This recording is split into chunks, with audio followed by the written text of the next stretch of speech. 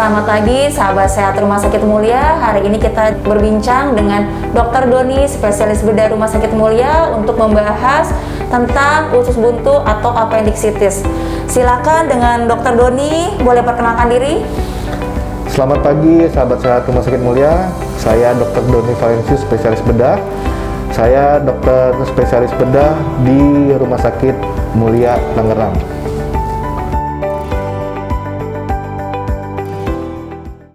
Kita hari ini akan membuka tema untuk tentang appendix ya dok ya. Tapi pada umumnya masyarakat itu taunya bukan dengan appendix ya dok, dengan namanya usus buntu. Di sini kita akan bahas ya dok. Untuk pertama kali saya akan memberikan pertanyaan pada umumnya untuk tentang appendix.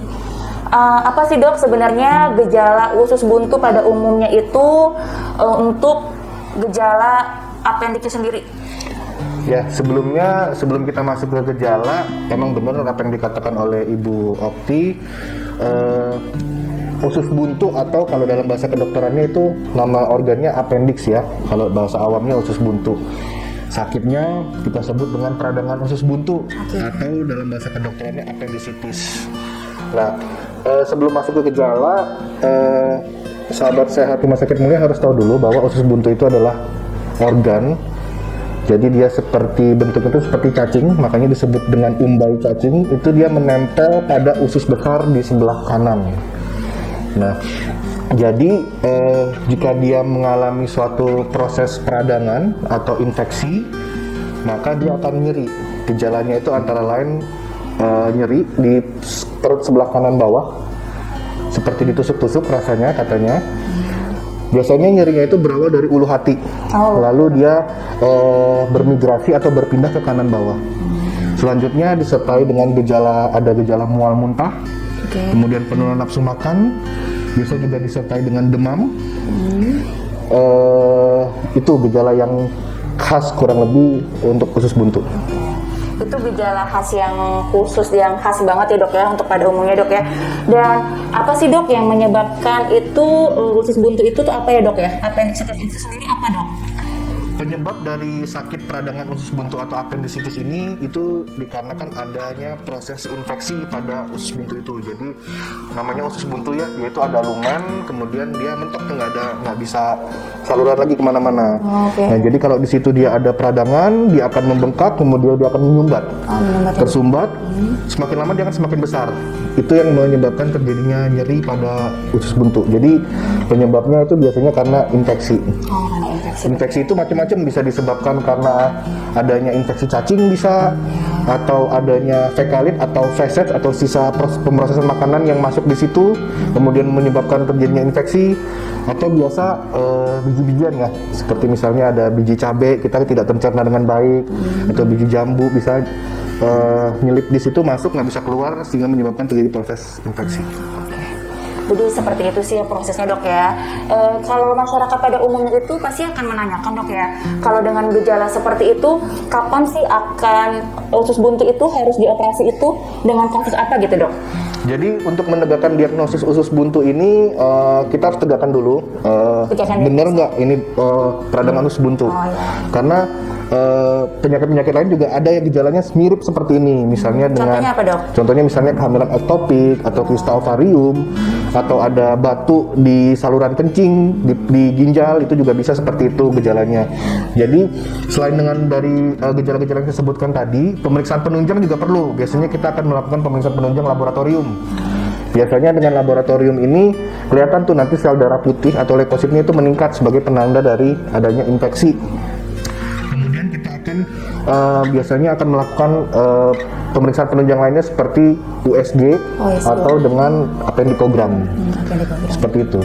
Jika memang sudah tegak diagnosis dari usus buntu ini, biasanya dokter akan menyarankan untuk dilakukan operasi pengangkatan usus buntu. Jadi masyarakat itu kan tanya dok, kata dokter Doni jelaskan itu memang usus buntu itu pada umumnya ada untuk dilakukan tindakan operasi dok ya. Untuk tindakan operasinya itu sejenis operasi sedang atau kecil dok, termasuk pada yang mana dok, umum yang mana gitu, seperti itu seringnya untuk kasus appendixnya sendiri? Ya, untuk operasi usus buntu karena kita ini nanti akan membuka rongga perut ya, membuka perut, itu biasanya ya sifat operasinya bukan operasi kecil ini. Ya, jadi operasi ya sedang ke besar, antara sedang ke besar. Tergantung dari berapa lama sudah onset terjadinya. Biasanya kalau onset terjadinya udah lebih dari 3 hari, itu kemungkinan bisa terjadi perlengketan. Perlengketan ya dokter? Perlengketan di sekitar dari usus buntu tersebut. Nah itu yang berbahaya. Itu operasinya akan jauh lebih susah. Jadi operasinya bisa masuk dalam operasi besar. Jadi seperti itu dok ya, kalau untuk usus buntu itu operasinya bisa sampai dengan kasus besar ya dok ya, jadi dari sedang ke besar dok ya. Suka masyarakat itu suka menanyakan dok ya, kadang kan mereka itu tidak percaya dengan operasi ya, karena untuk masyarakat sekarang kan suka dibiarkan gitu dok ya, suka merasa cuek gitu dengan penyakitnya sendiri. Apakah ada resiko dok untuk jika tidak terjadi sampai operasi itu? Apakah resikonya? Ya, bila tidak dioperasi, peradangan usus buntu ini bisa berbahaya.